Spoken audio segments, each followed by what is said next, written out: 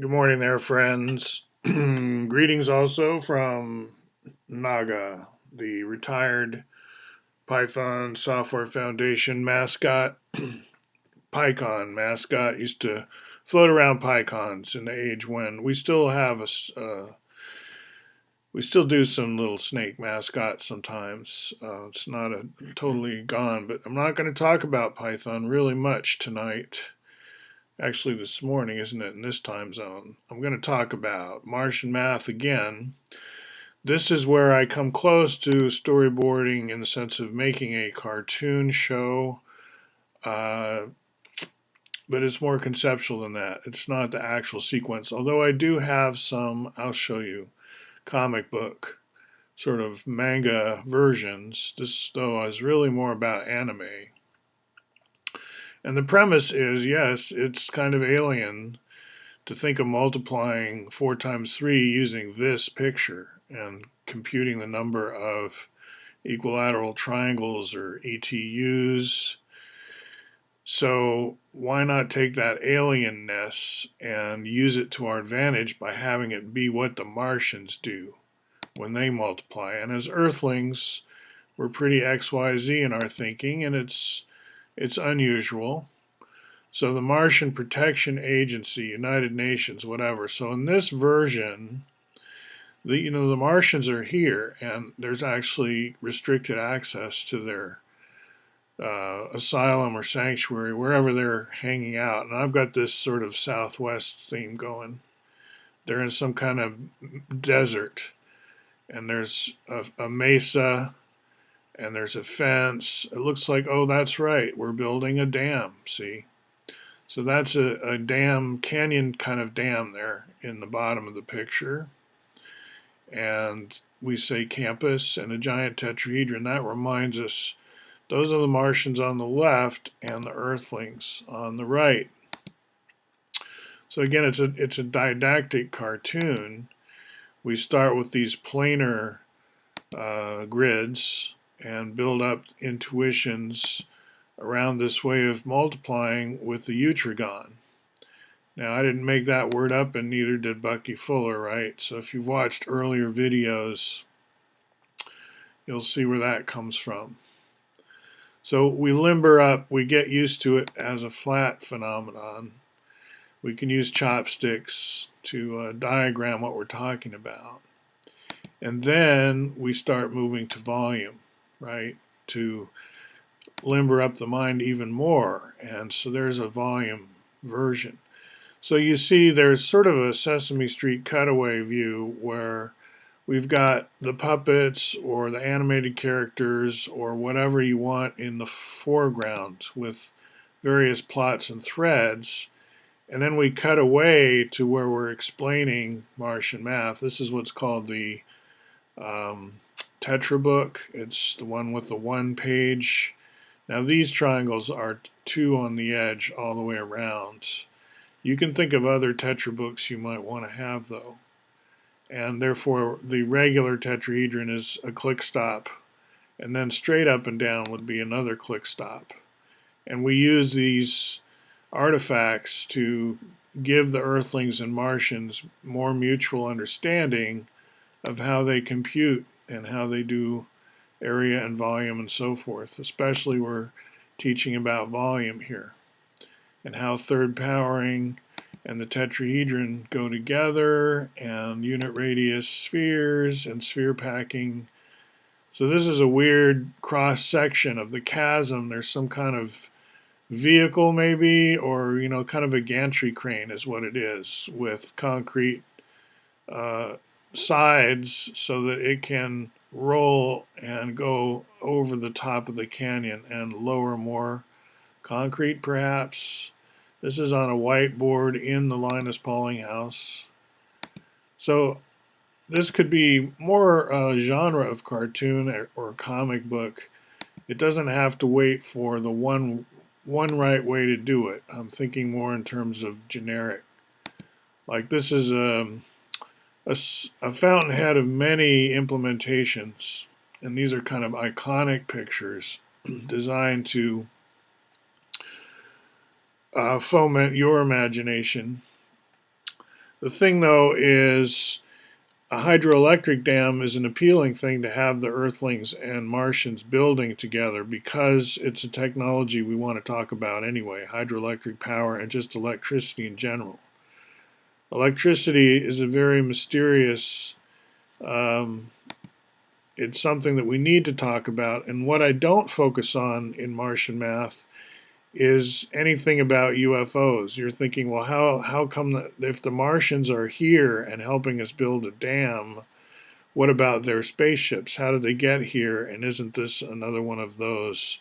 Let's look at the Martian spaceships and space drive and all that stuff.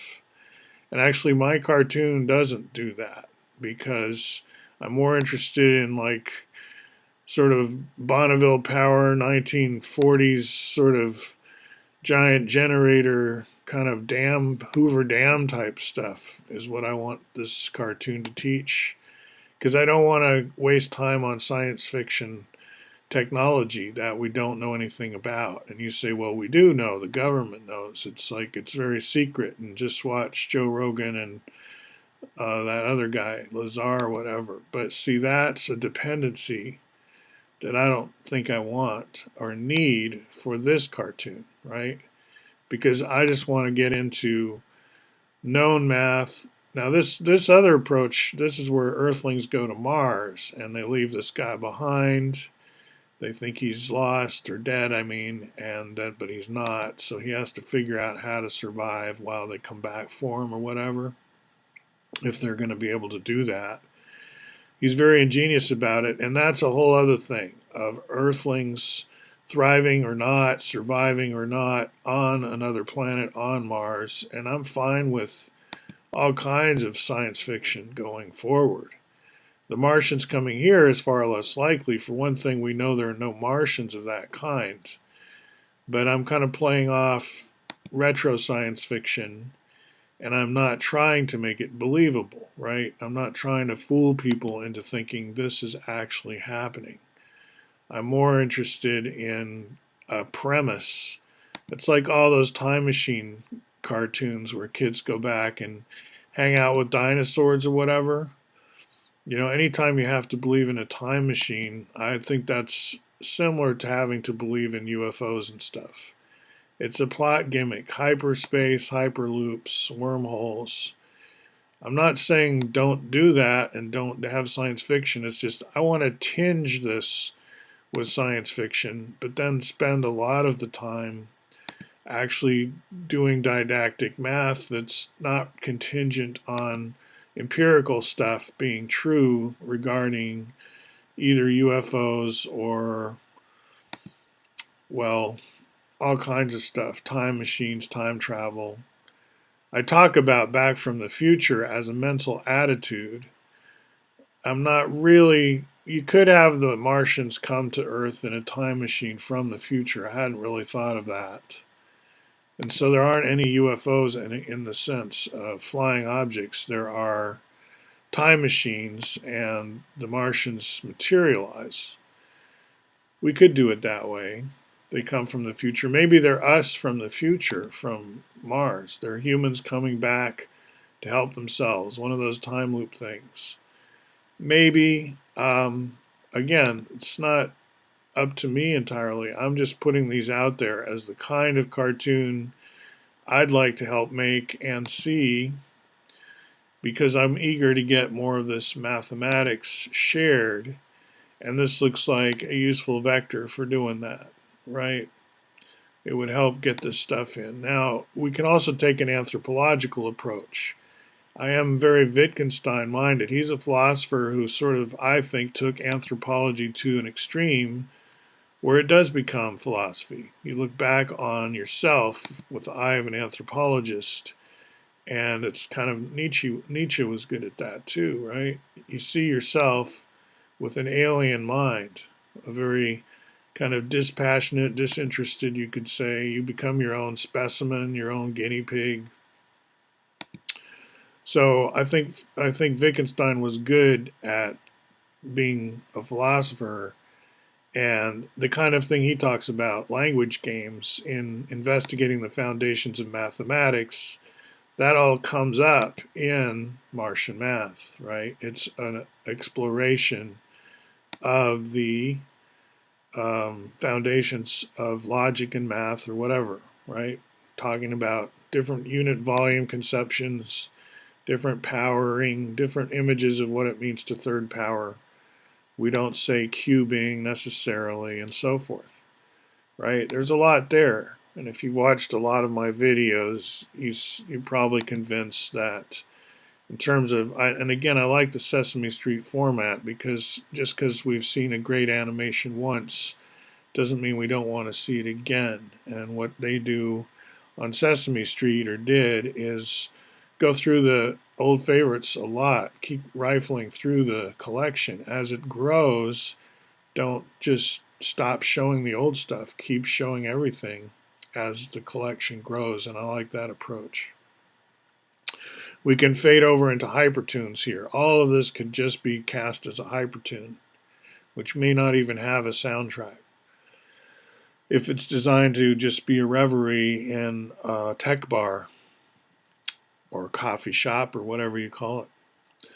All right, I think that'll do for now. Just wanted to go over those slides one more time with an eye towards keeping the mind open as to how we do interpret this opportunity to make animations, either manga or anime. All right, talk to you soon.